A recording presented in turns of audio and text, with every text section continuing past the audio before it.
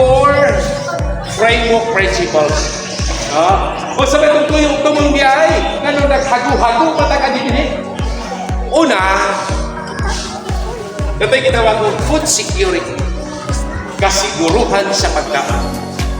Ikaduha, sustainable agriculture. Lahutay sa pagpagawa. Ikatulo, natural resource management. Ang pagprotektar, pagprotehir, pagkonserbar, pagpreserbar sa atong kinaiyahan. Ikaw pa, local development. Aron nga mulambo ka sa atong pagkamanguma. Aron mulambo ang lokalidad. Aron nga mulambo ang komunidad. Kinsa man ang naa sa komunidad.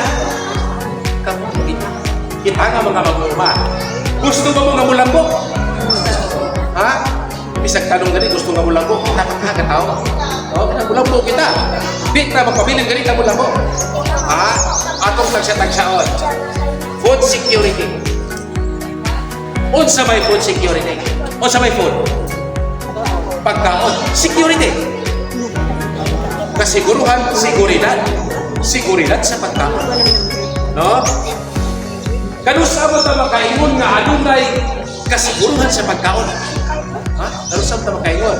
Makaingon ka nga adunay kasiguruhan sa pagkaon kung naikitawag ko self-sufficiency. Unsa may self-sufficiency? Unsa may self? Kaugalingon, sufficiency.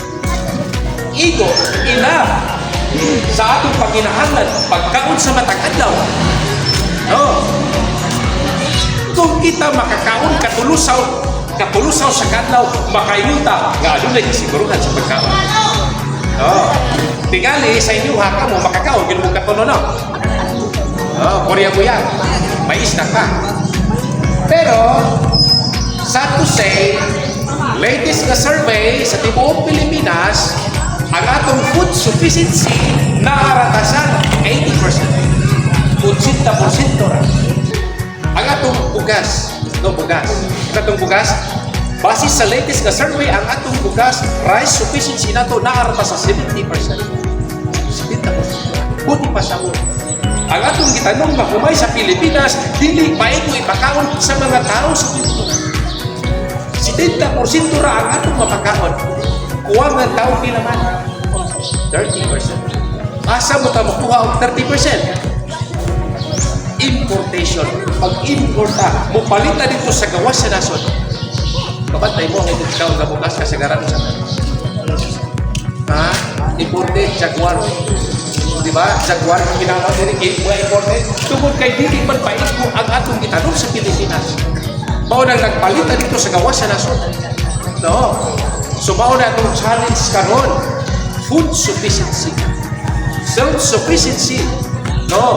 Aron nga ang damo sa atong gobyerno nga tanang pamilyang Pilipino makakaon katulusaw sa kadlaw.